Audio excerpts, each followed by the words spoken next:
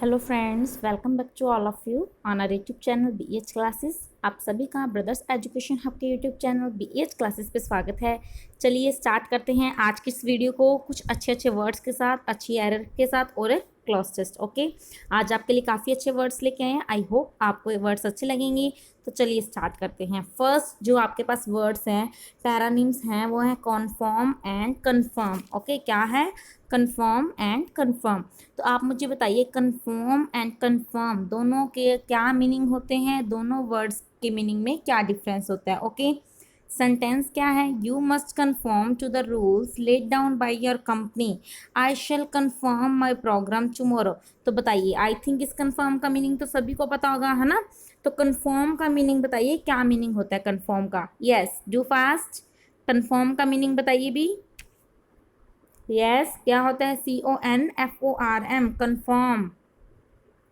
बताइए क्या मीनिंग बनेगा कन्फर्म का? Do fast. You must conform to the rules laid down by your company. I shall confirm my program tomorrow.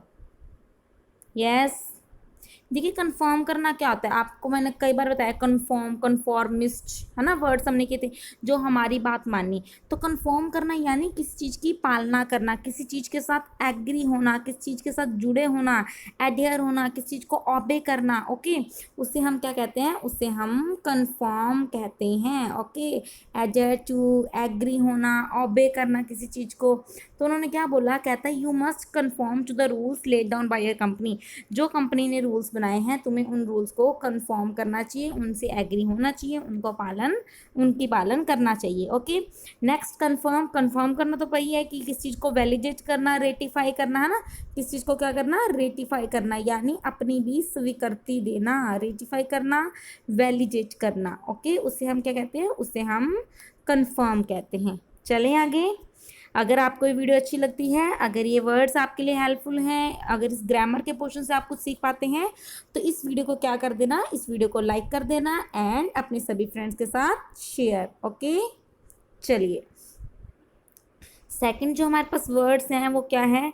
कमांडीर and commander. क्या words हैं? Commandeer and commander. तो बताइए क्या मीनिंग होता है कमांडीर एंड कमांडर? क्या डिफरेंस होता है इनके मीनिंग में?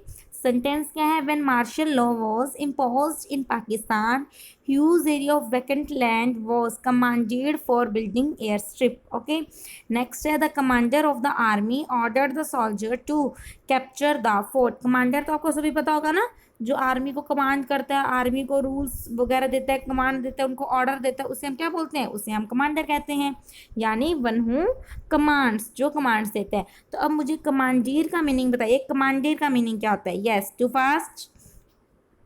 बताइए कमांडीर का मीनिंग क्या होता है? किसे कहते हैं कमांडीर करना? कहता है जब पाकिस्तान में मार्शल लॉ लगा था तो काफ़ी एरिया को कमांडीर कर दिया गया। कमांडीर कर दिया गया मतलब, देखिए जब एक कोई आर्मी वाले या पुलिस वाले किसी एरिया को सीज कर देते हैं, किसे क्या कर देते हैं? सीज कर देते हैं। उसे हम क्या कहते हैं? उसे हम कहते हैं कमांडीर करना। ओके, यानी SEIZE, सीज करना। क्या करना? सीज। और किस लिए? For military purpose. Military purpose के लिए जब किसी चीज़ को सीज कर दिया जाता है, उसे हम क्या कहते हैं? उसे हम कमांडीर कहते हैं। और कमांडर करना यानी, कमांडर कौन होता है? जो कोई कमांड्स देता है। ओके, अच्छे हैं ना आज के वर्ड्स? तो अगर आपको अच्छे लग रहे हैं वर्ड्स, तो आपको क्या करना है? इस वीडियो को थम्स अप देना है, इसे लाइक करना है एंड शेयर करना है अपने सभी फ्रेंड्स के साथ। ओके, चलिए नेक्स्ट वर्ड्स की ओर चलते हैं। बहुत ही अच्छे वर्ड्स हैं। डिसीज, डिसीज, दोनों का प्रोनाउंसिएशन सेम है, होमोनिम्स है। तो बताइए स्पेलिंग में डिफरेंस है, तो बताइए मीनिंग में क्या डिफरेंस होगा? क्या है? My friend is suffering from an incurable disease. सभी को पता है डिसीज, बीमारी। मेरा फ्रेंड एक इनक्योरेबल बीमारी से जूझ रहा है, यानी एक ऐसी बीमारी जिसका इलाज नहीं किया जा सकता। ओके, सेकंड बताइए decease. On account of the decease of his father the burden of the family fell on his shoulder. तो बताइए इस डिसीज का मीनिंग क्या होगा? Yes, to fast. You have only 10 seconds. 10 seconds में बताइए मुझे डिसीज का मीनिंग क्या होगा? कमेंट्स कीजिए भाई, जल्दी बताइए। Yes, disease, DECEASE, disease. बताइए किसे कहते हैं डिसीज?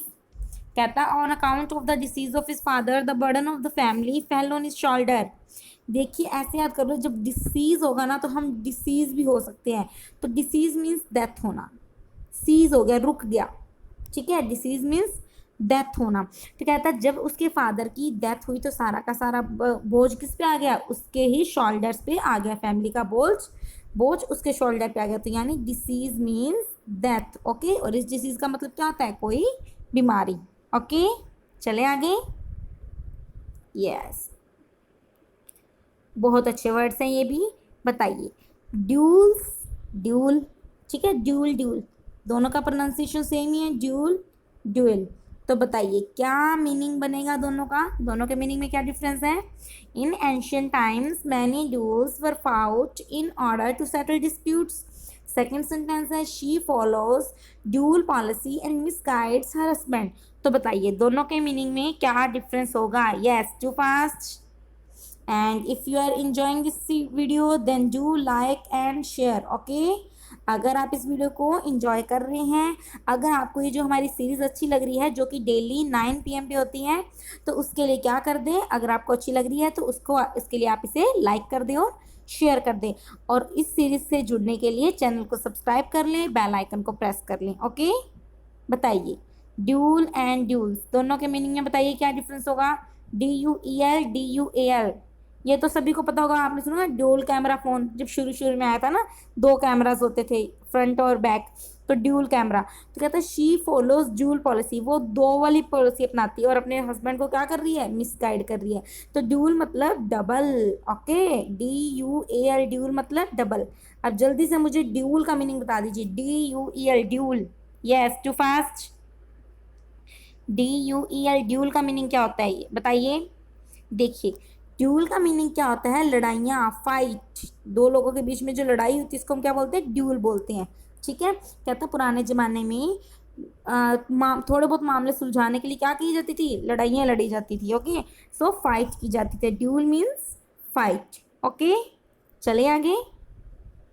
यस, अब आपके पास 3 वर्ड्स हैं, डेफरेंस, डिफरेंस, डेफरमेंट। ओके, अब तीनों की मीनिंग में बताइए क्या तीनों का मीनिंग होता है, इन सेंटेंस की हेल्प लीजिए और बताइए। ओके, तीनों के मीनिंग में क्या डिफरेंस होता है। All children should have deference for their elders, there is no difference among the basic concept of the religion. I think difference बताने की तो किसी को भी नीड नहीं है ना, डिफरेंस मतलब उनमें डिस्टिंक्शन क्या है, क्या उनमें अलग अलग है। ओके, तो difference means distinction. Okay okay, अब आप मुझे डेफरेंस एंड डेफरमेंट इनका मीनिंग बताइए। His application for deferment of hearing was turn down. बताइए what is the meaning of deference and what is the meaning of deferment. Do fast. Yes, to fast, बताइए क्या meaning होता है deference का। देखिए deference का meaning क्या होता है, डेफरेंस का मीनिंग होता है, हम बोलते हैं ना रेवरेशन करना, रेवरेंस देना, किसी को रिस्पेक्ट देना। ओके, डेफरेंस मीन्स किसी को रिस्पेक्ट देना। कहता है all children should have deference for their elders, उन सबके मन में अपने एल्डर्स के लिए क्या होनी चाहिए, एक रिस्पेक्ट होनी चाहिए। ओके, तो डेफरेंस मीन्स रिस्पेक्ट देना। अब नेक्स्ट है हमारे पास डेफरमेंट। डेफरमेंट का मीनिंग क्या होता है, देखिए क्या बोला, his application for deferment of hearing was turn down, उसकी एप्लीकेशन को खारिज कर दिया गया। लेकिन डेफरमेंट होता क्या है, कौन सी एप्लीकेशन, डेफरमेंट मीन्स किसी चीज़ को पोस्टपोन करवाना, यानी पोस्टपोनमेंट। ओके, क्या होता है, पोस्टपोनमेंट, किसी चीज़ को पोस्टपोन करवा देना। कहता उसने अपनी हियरिंग को पोस्टपोन करने के लिए एक एप्लीकेशन दी थी जिसको क्या कर दिया, टर्न डाउन कर दिया। Okay, so difference is distinction क्या है, difference is respect and deferment is postponement. Okay, चले आगे। अच्छे हैं आज के वर्ड्स, अगर आपने इन वर्ड्स को एंजॉय किया है तो इस वीडियो को लाइक एंड शेयर कर दें। ओके, चलिए अब हम स्टार्ट करते हैं हमारी एरर के क्वेश्चंस को। फर्स्ट क्वेश्चन आपके सामने है, क्या क्वेश्चन है, he regarded his marriage as a mean to an. I think question में कोई प्रॉब्लम हो गई है, क्वेश्चन आपके पास कंप्लीट नहीं है। कहता ही क्या होना चाहिए, मैं आपको बता देती हूँ पूरा क्वेश्चन। ओके, क्वेश्चन क्या होगा, he regarded his marriage as a mean to an, and ये हो जाएगा B part, and C part में क्या होगा, ही जस्ट वांटेड, मैं ऊपर लिख देती हूँ आपको, C part, he just wanted his wife's wealth.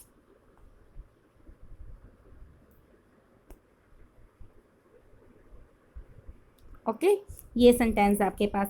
कहता है he regarded his marriage as a mean to an end, उसने अपनी मैरिज को एक साधन बनाया और वो क्या करना चाहता था, he just wanted his wife's wealth, वो अपने वाइफ का पैसा लेना चाहता था। ओके तो बताइए क्या इसमें कोई एरर है, ए बी सी या डी, या कोई एरर नहीं है तो डी। तो बताइए ए बी सी या D, in which part there is error, किस पार्ट में एरर होगी।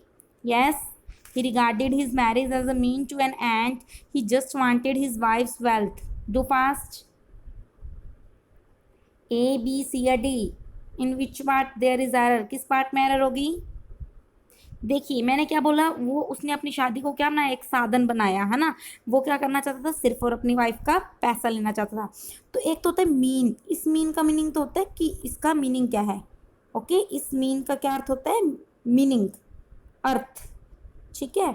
और हम बोलते हैं ना मीन्स, साधन, आपने बोलते हैं मीन्स ऑफ ट्रांसपोर्टेशन, ट्रांसपोर्टेशन के साधन, मीन्स ऑफ कम्युनिकेशन, तो मीन्स मतलब साधन बनाया किसी चीज को, ठीक है। तो यहाँ पर मीन नहीं बनेगा, क्या बनेगा, मीन्स बनेगा। ओके समझ गए, उसने अपनी शादी को एक अर्थ नहीं बनाया, उसने अपनी शादी को एक साधन बनाया, क्या करने के लिए, अपनी वाइफ का सारा पैसा हड़पने के लिए। ओके सो एरर किस में होगी, एरर होगी बी पार्ट में। चले आगे।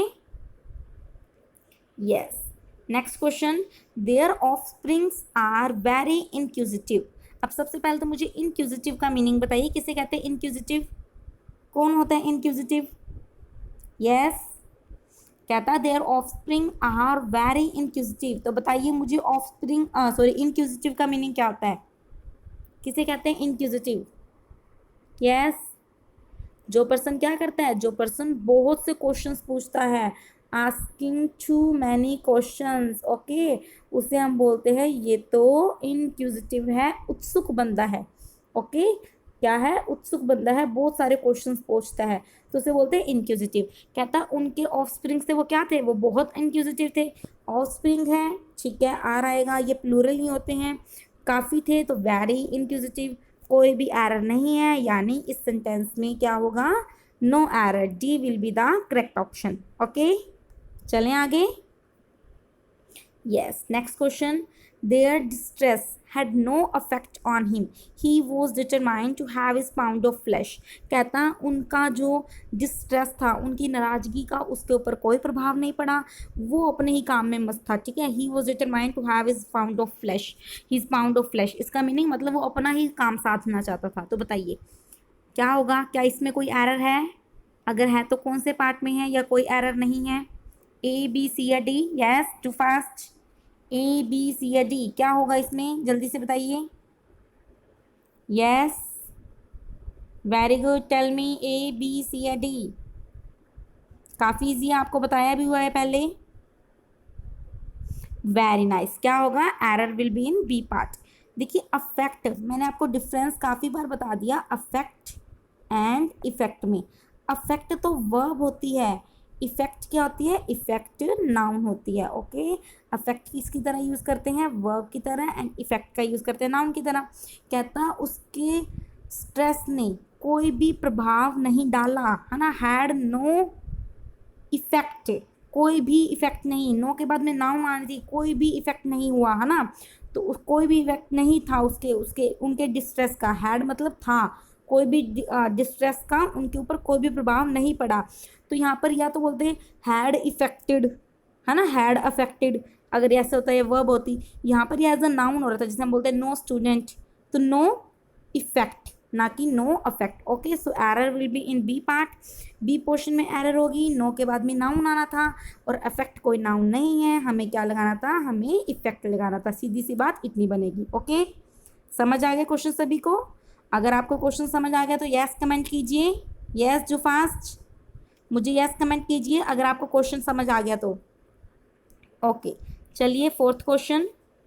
Yes ostensibly he was on a business trip, okay, but he spent most of time on the beach। कहता वैसे तो वो किस पे आया था, वो एक बिजनेस ट्रिप पे आया था, देखने को देख के तो वो बिजनेस ट्रिप पे आया था, लेकिन उसने अपना ज़्यादा टाइम कहाँ गुजारा, ज़्यादा टाइम बीच पे गुजारा। तो बताइए क्या इसमें कोई एरर है, अगर है तो कौन से पार्ट में है या कोई एरर नहीं है? यस, जो फास्ट। और जितने भी पर्सन इस वीडियो को देख रहे हैं, इस वीडियो को लाइक कर दें एंड शेयर कर दें, ओके। एंड प्लीज़ आंसर दें, जितने भी पर्सन देख रहे हैं वो आंसर जरूर दें, ओके। तो बताइए A B C या D, do fast. A B C या D, in which part there is error, किस पार्ट में एरर होगी? यस, A B C या D, बताइए क्या होगा? A B C या D? Yes, tell me, A B C या D? Very good. हम क्या बोलते हैं? मोस्ट ऑफ द टाइम हम ऐसे करते हैं, मोस्ट ऑफ द टाइम मैं खेलता हूँ, मोस्ट ऑफ द टाइम मैं पढ़ता हूँ, है ना। मोस्ट ऑफ द टाइम होता है, मोस्ट ऑफ टाइम नहीं होता, टाइम का मोस्ट ऑफ द टाइम, जो टाइम वहाँ पर उसने गुजारा उसमें से ज़्यादातर टाइम उसने कहाँ गुजारा? बीच पे। तो मोस्ट ऑफ टाइम नहीं होगा, क्या होगा? Most of the time, okay. So error किस में होगी? एरर होगी सी पार्ट में। काफ़ी अच्छा क्वेश्चन था, इस क्वेश्चन को अपनी नोटबुक में नोट डाउन कर लेना, ओके।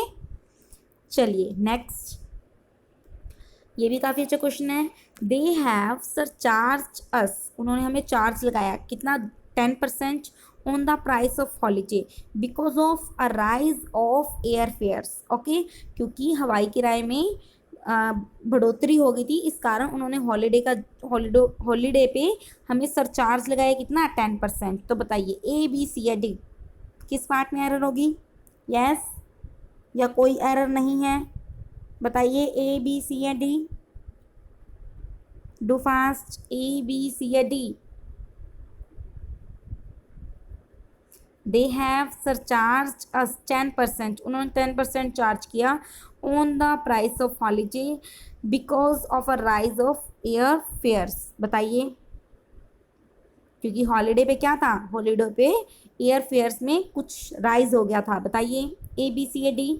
देखिए अपने क्या बोलते हैं? राइज इन, इस चीज़ में बढ़ोतरी हुई है ना, राइज इन समथिंग। तो राइज ऑफ एयर फेयर्स का राइज हो गया या एयर फेयर्स में राइज हो गया? एयर फेयर्स में राइज हो गया, हवाई किराए में बढ़ोतरी हुई है।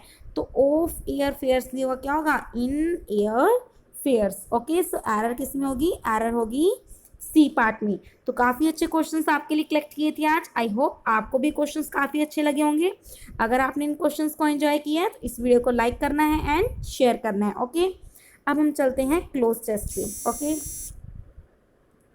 यस,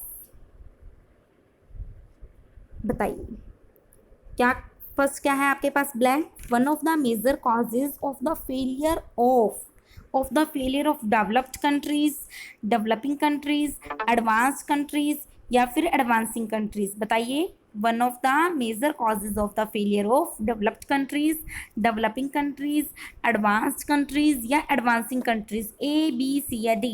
यस, क्या होगा? A B C या D? बताइए क्या होना चाहिए इसमें? डेवलप्ड, डेवलपिंग, एडवांस या एडवांसिंग? यस, टेल मी, बताइए जल्दी कीजिए। देखिए एडवांस कंट्री या एडवांसिंग कंट्री तो कुछ भी नहीं बनेगा, है ना। एडवांस तो फिर भी हम बोलते हैं, एडवांसिंग कंट्री क्या होता है? नहीं होता। और जो एडवांस हैं और डेवलप्ड हैं फिर वो फेल नहीं हो सकती। फेल कौन होंगे? जो भी विकासशील हैं, विकसित हो गए तो वो फेल कैसे होंगे? क्या बनेगा? Developing countries, okay. जो डेवलपिंग कंट्रीज हैं उनमें जो फेलियर होने का उनके एक मेजर कॉज क्या है? मेजर कॉज ये है ऑन इकोनॉमिक फ्रंट की, इकोनॉमिक फ्रंट पे उनकी क्या है? उनकी इनएबिलिटी है, उनकी डिसएडवांटेज है, उनकी इनकैपेसिटी है, उनकी हैंडीकैप है कि वो एक मिक्सचर नहीं ले पाते इंपॉर्टेंट एक्सपोर्ट्स का। तो बताइए A B C या D? इनएबिलिटी होना, डिसएडवांटेज होना, इनकैपेसिटी होना या हैंडीकैप होना? बताइए A B C या D? यस, देखिए उनकी हैंडीकैप है, बिल्कुल भी नहीं बनेगा, है ना। उनकी डिसएडवांटेज की कोई बात नहीं, उनकी इनकैपेसिटी, कैपेसिटी तो मतलब वो कुछ कर पा रहे हैं नहीं कर पा रहे, लाइक हमें इतना एक्सपोर्ट करना है, हमें इतना इंपोर्ट करना है, ठीक है, तो क्या हम उतना कर पा रहे हैं नहीं कर पा रहे, वो होता है इनकैपेसिटी। लेकिन उनका मिक्सचर बना पाना, ठीक है, उनको एक लेके चलना, उसमें हम अनेबल हैं, इनएबिलिटी है, ओके। तो क्या बनेगा? कहता है इकोनॉमिक फ्रंट पे वो इनएबिलिटी है उनकी, क्या? टू इवॉल्व, कि वो लेकर आ सके क्या? एक जुडिशियस मिक्सचर, एक अच्छा सा मिक्सचर लेकर आ सके, किसका, of scientific and export promotion, of invention and export promotion, of export and export promotion, of import and export promotion. बताइए ए बी सी या डी, किसका मिक्सचर लाना पड़ेगा उनको। मैंने अभी आपको पहले ही बता दिया किसका लेके आएंगे, इंपोर्ट का एंड एक्सपोर्ट का, यानी आयात का और निर्यात का। तो क्या बनेगा, import and export promotion. Okay, फिर कह रहा है, एक एग्जांपल दे रहा है वो, Zambia which dash on imports, क्या था, जो जाम्बिया जो कि क्या था, इंपोर्ट्स पे, expected on imports, traded on exports, sorry imports, banked on imports, carried on imports. Zambia जो कि आयात पे क्या था, बताइए, एक्सपेक्ट, ट्रेड, बैंक या कैरिड। यस, आपको प्रेपोजिशन भी ध्यान आई होगी, ऑन, तो ऑन के साथ किसका यूज करते हैं, यस, ए बी सी या डी। देखिए एक्सपेक्ट ऑन नहीं होता, ट्रेड ऑन नहीं होता, कैरी ऑन होता है, लेकिन कैरी ऑन होता है चलते चलो, क्या था, लेकिन जो इम्पोर्ट पे ही बेस्ड था, डिपेंड था, ठीक है, तो bank on imports. After it's independence, अपनी इंडिपेंडेंस के 20 ईयर्स, आफ्टर इट्स इंडिपेंडेंस, अपनी इंडिपेंडेंस के बाद वो क्या था, इम्पोर्ट्स पे बैंक्ड था, यानी उस पर डिपेंड था। 20 ईयर्स, 20 साल पहले उसमें क्या हो गया, डिप्लीट हो गया, कमी आ गई, 50% ऑफ इट्स नेशनल। ओके, तो बताइए 20 साल, 20 years after, 20 years ago, 20 years later, 20 years since. बताइए क्या होगा, ए बी सी या डी। क्या था, अपनी इंडिपेंडेंस के बाद वो किस पर डिपेंड था, वो इंपोर्ट्स पर डिपेंड था, और 20 साल पहले उसने 50% डिप्लीट कर दिया। तो 20 साल पहले यानी 20 ईयर्स अगो, जाम्बिया ने क्या कर दिया, has depleted 50% of its national. अब बताओ अपनी नेशनल क्या डिप्लीट करेगा, national capital, national deposit, national income, national credit. A B C या डी, ध्यान से करना, क्या होती है national, yes, A B C या डी। आपको पता लग रहा होगा डिपॉजिट एंड क्रेडिट तो नहीं बनेगा, डिफरेंस आपको डाउट आ रहा होगा कैपिटल एंड इनकम में।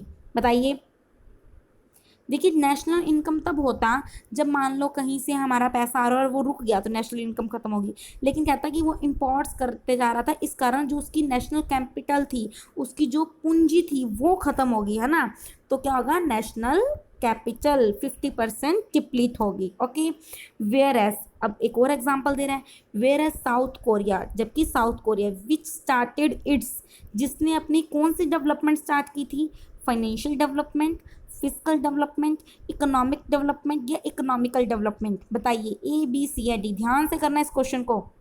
Yes, financial, physical, economic, economical development के लिए क्या यूज़ करते हैं, क्या फाइनेंशियल यूज़ करते हैं या फिजिकल यूज़ करते हैं या इकोनॉमिक यूज़ करते हैं या इकोनॉमिकल यूज़ करते हैं। बताइए, यस, देखिए आपको बताया था फिजिकल ईयर होता है। ओके, तो फिजिकल ईयर बनता है तो ये तो नहीं बनेगा, फाइनेंशियल कंडीशंस होती हैं, नहीं होता, इकोनॉमिकल नहीं होता, इकोनॉमिक कंडीशंस होती हैं, सॉरी इकोनॉमिक डेवलपमेंट होती है, क्या होती है, economic development. So C will be the correct option. तो इस बात को हमेशा याद रखना, डेवलपमेंट कौन सी, इकोनॉमिक, कंडीशन कौन सी, फाइनेंशियल, ईयर कौन सा, फिजिकल। ओके, जिसने कहा कि जिसने अपनी इकोनॉमिक डेवलपमेंट स्टार्ट की कब, एक from a war rev status, यानी जब वो एकदम किसी युद्ध वगैरह में बिल्कुल ख़राब हो गया होगा, मतलब बिल्कुल उसकी कंडीशन वॉर्स हो गई होगी, तब उसने अपनी इकोनॉमिक डेवलपमेंट स्टार्ट की। ठीक है, कैसे, कब स्टार्ट की, up to the 50s, over the 50s, on the 50s या इन द 50s। बताओ कब स्टार्ट की, लाइक 1950 की बात हो रही है तो क्या बनेगा, up to the 50s, over the 50s, on the 50s या in the 50s। Yes, A B C या D, in the 50s। Okay, 50s में स्टार्ट की, 1950 में। कैसे की बताओ, by equalising high export over high imports, high export with high imports, high export and high imports, high export into high imports. बताइए A B C या D, काफ़ी अच्छी चीज़ है ये जो आएगी यहाँ पर प्रपोजिशन, वो आएगी इक्वलाइजिंग के बेस पे। इक्वल क्या होता है, equal over, equal with, equal and, equal into. बताइए ए बी सी या D. Yes, A B C या डी? वेरी गुड, क्या होगा? विद। देखिए अगर ठीक है एक्सपोर्ट्स को ज़्यादा करना चाहिए इंपोर्ट्स के लिए, ओवर लेकर आना चाहिए, लेकिन फिर इक्वलाइजिंग तो नहीं आता। इक्वलाइजिंग यानी उसने अपना इक्वल रखा इंपोर्ट्स को और एक्सपोर्ट्स को। ओके, तो equalising high exports with high imports. Okay, is one of the, अब वो जो हमारा साउथ कोरिया वो क्या है? Is one of the richest nation, innovating nation, prolific nation या एडवांसिंग नेशन? बताइए, ए बी सी या D? Yes, richest, innovating, prolific या advising advancing? A B C या डी? बताइए, रिचेस्ट, इनोवेटिंग, प्रोलिफिक, एडवांसिंग, क्या बनेगा? वेरी गुड, रिचेस्ट नेशन बनेगा। क्या बनेगा? इनोवेटिंग, कोई नई नई चीज़ें तो नहीं कर रहा, प्रोलिफिक नहीं होगा, एडवांसिंग नहीं होगा, क्या बनेगा? रिचेस्ट नेशन है। ओके, अच्छा था आज का क्लोज टेस्ट। आई होप आपने भी से आपको भी अच्छा लगा होगा। एक बार हम रिपीट कर लेते हैं। One of the major causes of the failure of developing countries, जो अभी डेवलप कंट्री है, on economic front, economic front पे। ओके, इकोनॉमिक ही एज एडजेक्टिव यूज होता है, इकोनॉमिकल नहीं होता। इकोनॉमिक फ्रंट इज देयर, क्योंकि उनकी इनएबिलिटी है कि वो क्या नहीं कर पा रहे, वो इंपोर्ट एंड एक्सपोर्ट का मिक्सचर नहीं ले पा रहे। जाम्बिया विच, जाम्बिया जो कि क्या है? बैंक्ड ऑन है इंपोर्ट्स पे। वो अपनी इंडिपेंडेंस के बाद से किस पे बैंक था? वो इंपोर्ट्स पे डिपेंड था। और 20 ईयर्स पहले, 20 साल पहले उसने क्या कर दिया? 50% अपनी नेशनल कैपिटल को डिप्लीट कर दिया, कमी आ गई। ओके, वेयर है साउथ कोरिया, जबकि साउथ कोरिया जिसने अपनी इकोनॉमिक डेवलपमेंट स्टार्ट की एक वार रेवस स्टेटस से, कब? इन द 50s में, बाय इक्वलाइजिंग, कैसे? हाई एक्सपोर्ट्स को विद हाई इंपोर्ट्स के साथ इक्वलाइज करके। वो क्या है? Is one of the richest Nations है आज। Okay, so this is all about today. I hope आपने इस वीडियो को काफ़ी इंजॉय किया होगा, काफ़ी अच्छे क्वेश्चंस लेकर आए। आज का जो क्लोज टेस्ट था वो भी काफ़ी अच्छे लेवल का था। आई होप आपको अच्छा लगा होगा। अगर आपने इंजॉय किया है इस cloze test, common errors and vocab के पोर्शन को, तो आप क्या करें? आप इस वीडियो को लाइक कर दें एंड शेयर कर दें एंड सब्सक्राइब जरूर कर ले चैनल को एंड बेल आइकन को भी प्रेस कर दें। ओके, मिलेंगे हम कल कितने बजे? 9 PM। So stay tuned with our channel. I hope आप सभी सेफ होंगे। Thank you so much. Safe रहिए, सुरक्षित रहिए। Bye bye, take care.